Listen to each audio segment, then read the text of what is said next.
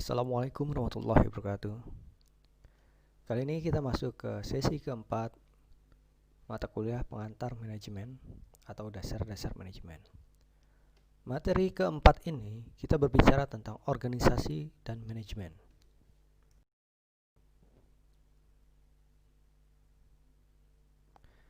Baik, saya akan terangkan secara garis besar terlebih dahulu seperti biasa. Di sini ada lingkaran kecil yang kita bisa sebut adalah sebuah organisasi. Apa itu organisasi? Ya. Organisasi terdiri dari unsur-unsur kumpulan orang, kerjasama, mempunyai tujuan.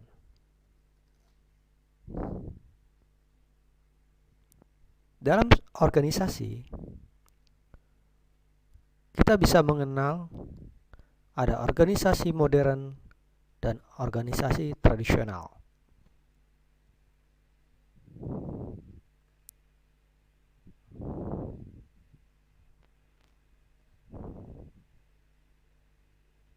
Dalam sebuah organisasi, di dalamnya terdapat nilai, hak, dan kewajiban,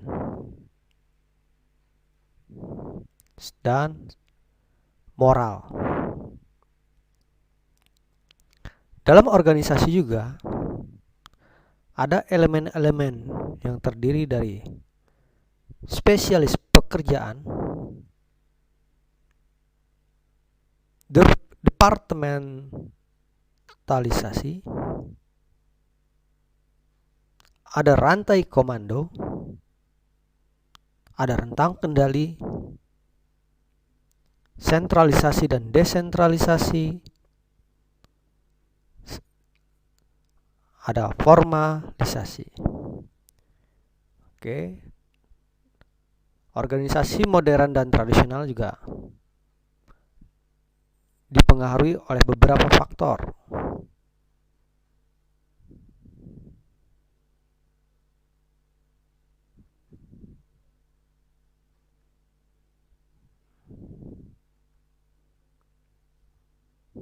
Yang pertama adalah pemasok pasar.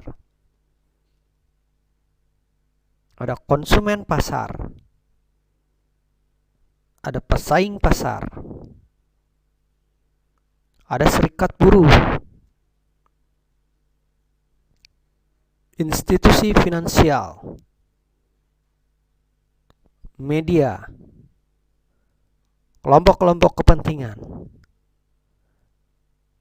Dan pemerintah berupa undang-undang.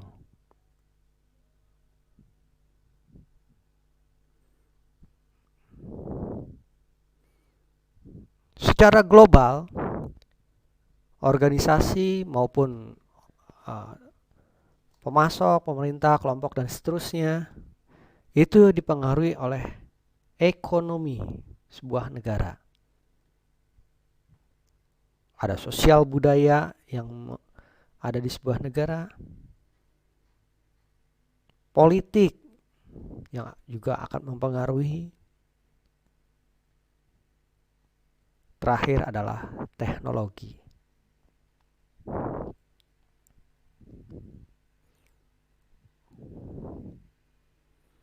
Organisasi juga mempunyai tanggung jawab.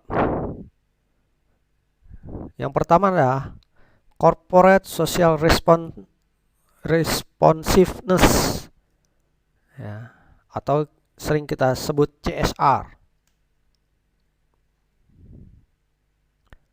Yang kedua adalah corporate social performance atau CSP.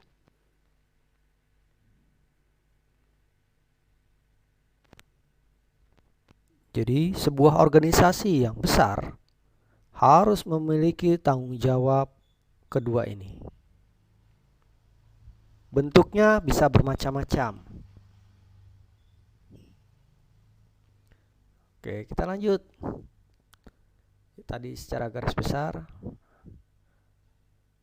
Lalu apa sih pengertian organisasi, secara konsep ada dua batasan yang perlu dikemukakan, yaitu istilah organizing sebagai kata benda dan organizing, pengorganisasian atau sebagai kata kerja, menunjukkan pada rangkaian aktivitas yang harus dilakukan secara bersamaan. Istilah organisasi memiliki dua arti umum. Yang pertama, mengacu pada suatu lembaga.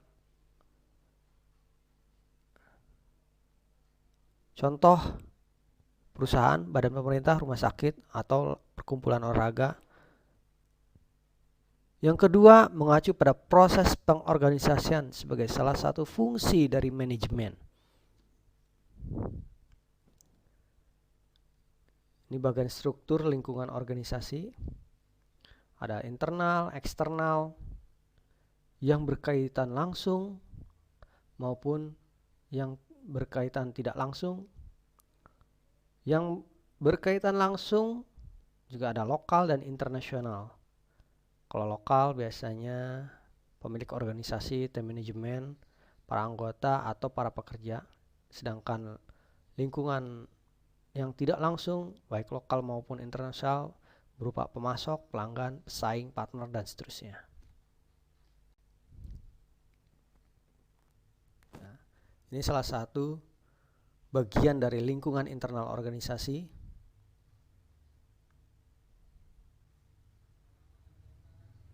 Nah, pengertian organisasi menurut Sondang Siagian, organisasi adalah suatu bentuk persekutuan antara dua orang atau lebih yang bekerja sama serta secara formal terkait dalam rangka pencapaian tujuan yang telah ditentukan, dan dalam ikatan itu terdapat seorang atau kelompok orang yang disebut bawahan. Menurut Melayu Hasibuan, organisasi adalah suatu proses penentuan, pengelompokan, dan pengaturan bermacam-macam aktivitas yang diperlukan untuk mencapai tujuan, menempatkan orang pada setiap aktivitas, menyediakan alat-alat yang diperlukan, menetapkan wewenang yang secara relatif didelegasikan kepada setiap individu yang akan melakukan aktivitas tersebut.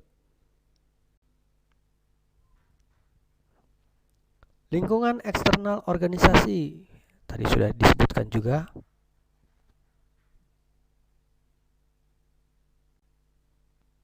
Nah, ini bagian yang tidak lepas, ya, yaitu lingkungan tak terkait secara langsung. Ada dua. Yang pertama, mendorong terbentuknya kelompok kepentingan yang menekan organisasi. Biasa dalam sebuah organisasi pasti ada kelompok-kelompok tertentu yang membuat organisasi itu bisa lebih baik atau tidak. Yang kedua, menciptakan situasi tertentu yang menurut organisasi melakukan perubahan kerja, yang menuntut organisasi melakukan perubahan kerja. Nah, yang kedua ini sengaja diciptakan.